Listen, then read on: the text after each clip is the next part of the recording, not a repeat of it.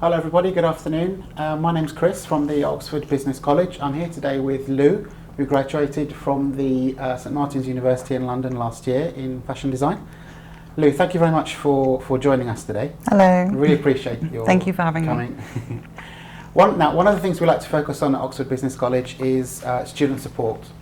We pride ourselves on our effective levels of student support, regardless of our students' experiences and personal backgrounds. Now, Lu, could you briefly introduce yourself and tell us about your own experience as a transgender? Hi, I'm Lu. I'm a trans woman. I studied fashion design and then I graduated. I think my experience, as a trans person, everyone's experience is completely individual. Yeah. As you know, everyone's transition is it's a process. Mine, I think, I started in my last year of university, so it sort of was a bit different as opposed to any other person, really. So it depends what you want to. Right. to know. So you started in your last year at university, and how would you say that impacted on your experience at university in particular? If it did. I think it's different, but it depends what, in terms of academia, like what your sort of, what field you're in. I think I was in a quite creative space where you could be yourself and you were sort of encouraged to be yourself. So it wasn't really, it didn't really impact. I think it would have been more of a sort of situation if I presented as a sort of fixed binary for quite a number of years, which I was sort of initially, but I think I've always sort of presented or seen myself as a woman, so it's sort of, or presented feminine, I should say, not traditionally masculine. So did you So it experience... wasn't really a shock, rather, as opposed to... So you wouldn't say you experienced any difficulty in other people accepting you for who you were I mean, or for who you wanted to be? of course, it's quite... in terms of friends, I think it was fine, but it's more...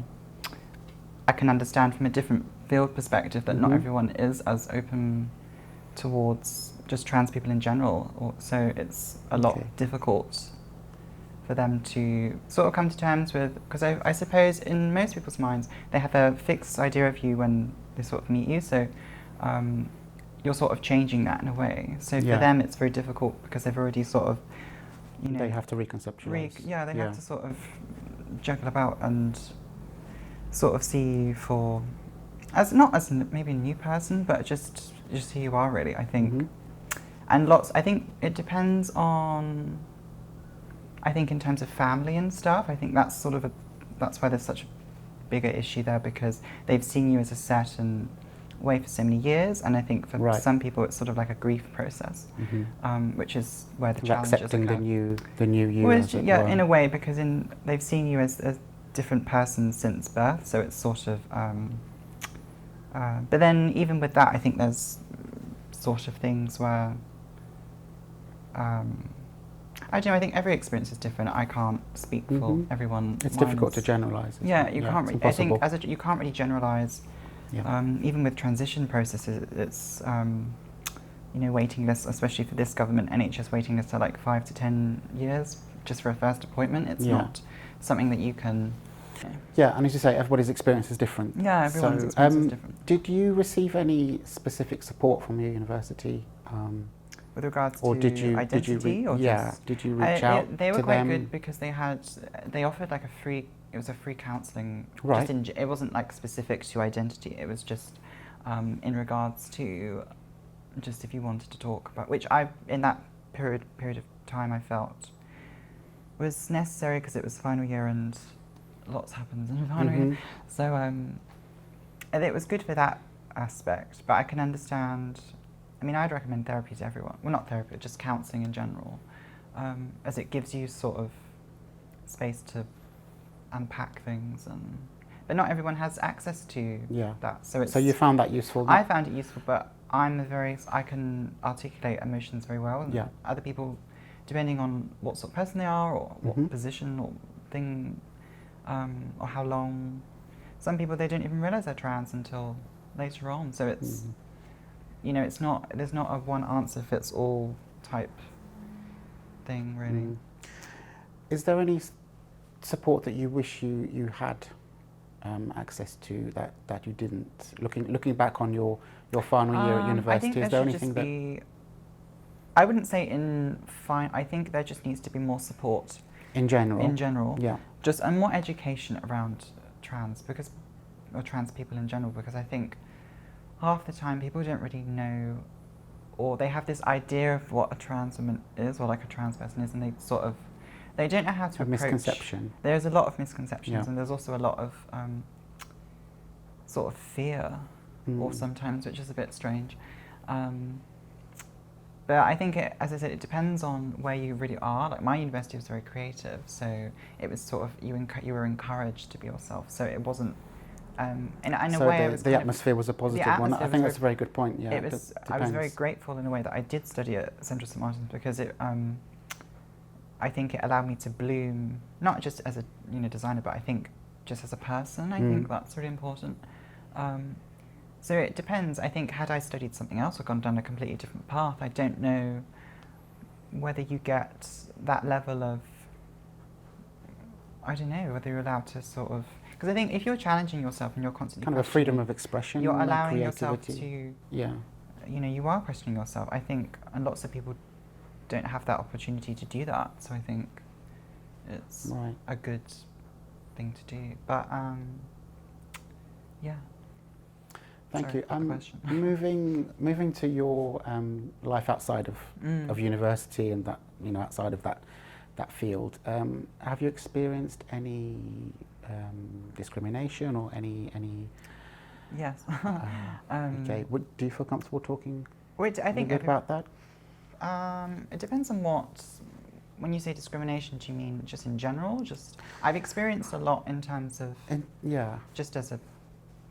But I think even I can say I have experienced discrimination. There's also groups who are, for example, trans women of colour experience it even more so than me, so I don't really want to sit here and... Again, it comes down to everybody's experience is different, doesn't it? Different, but I always think that there are other people who experience things worse than I do, so I have to sort of... but in general, I would say that there is... a lack of understanding sometimes with, especially in the sort of early process of sort of realising that you're trans. Some people may not really, because I had some scenarios where I think I was on holiday one time, and it was mainly from just other people's perceptions of you. It's more like their own issue of whether maybe they're projected onto the other person. It's a lot of projections, especially from people who aren't sort of as emotionally mature or who just aren't as educated about transgender people. There's lots of violence, there's lots of threats of violence, there's lots of abuse, there's lots of... it really depends, but, for example, like even in America, like there's so many murders of trans women of colour, and it's awful. I think most of the time, you're not really seen as a person, and that's kind of the sad thing. Okay, Lu, so just going back now to your experience during your studies. Yeah. Is there any advice that you can give Oxford Business College in terms of how we could offer support, not just to people in a similar situation to you, but in general? How can we offer support to our students so that everybody feels treated equally and that they feel supported? What advice would you give? I would I would advise just to see them as a human being, first and foremost. I think that's important, and